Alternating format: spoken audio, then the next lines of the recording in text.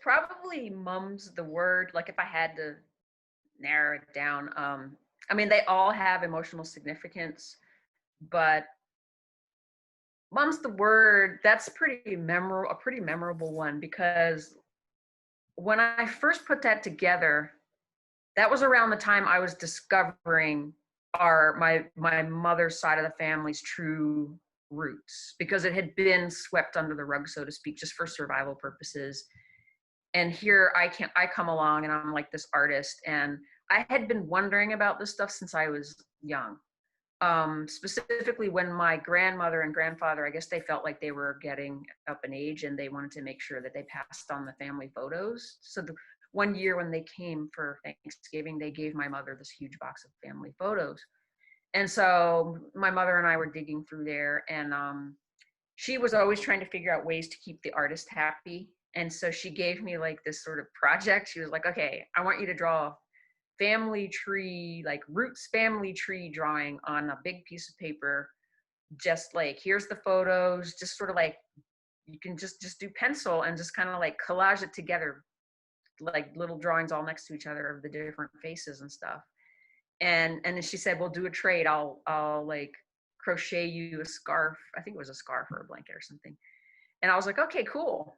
So this is how my mom kept me, because I'm the same way I am now, hyperactive. I'm always built. I just need to be doing like way too many things at the same time. So I drew that picture, and that's when I was drawing the features and looking and going, wait a minute, these people are Indian. These are Indians, you know? And so I asked my mom about it, and she was like, yeah, you know, they're Cherokee and Osage. This great grandmother over here is from Colorado by way of Missouri. She's Osage.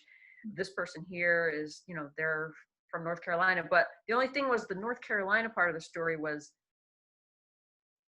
sort of like an explanation that a lot of people from this part of the country have, which is, oh yeah, we're Cherokee, when actually there are way more nations other than Cherokee here, but they all sort of became Cherokee because, again, for survival reasons, because you had the Cherokee removal. Before the Cherokee removal, you had monies being given by the government to anybody who was Cherokee, kind of like sort of like welfare money.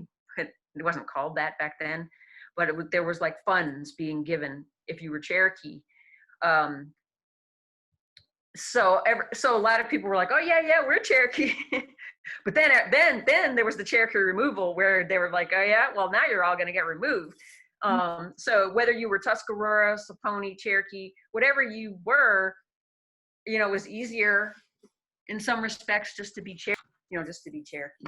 And plus the Cherokee had respect within the white society, because they had this alphabet and everything, and they were considered to be civilized because they adapted more quickly to living in cabins and whatnot, you know. So I'm looking at these pictures and going, first of all, I'm going, wow, these are Indians. And then they told me this story about Cherokee, and I accepted it. I was like, oh, okay, so we're Cherokee. But then later on down the line, when I met Pura Fé, the singer, and found out that she was actually a long lost relative of ours, and she had figured out exactly who she was, and her grandparents had explained it to her.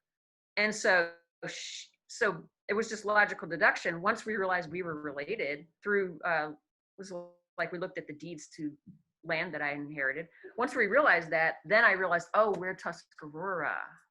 Okay. And then it all made sense. Like all the whole mystery like started to resolve itself. And then I came down to Johnston County, which is east of Raleigh. I went to the courthouse. I found my folks in the records in the courthouse, like census records, slave records, death and birth certificates, marriage certificates.